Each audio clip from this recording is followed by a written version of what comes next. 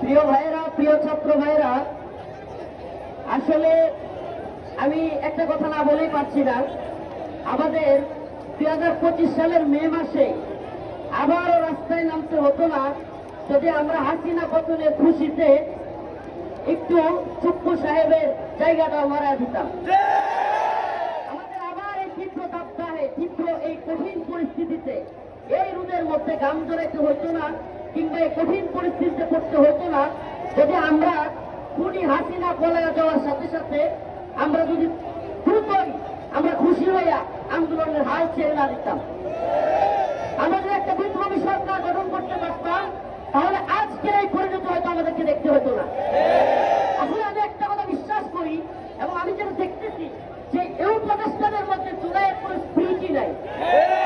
আসলে আমাদের দুই চারটা ভাই ছাড়া যারা কিনা ছাত্র উপদেষ্টা, এরা ছাড়া এই উপদেষ্টাদের কেউ হয়তো হাসিনা যদি ঠিকও যাইতো এদের জেলেই যাওয়া লাগতো না।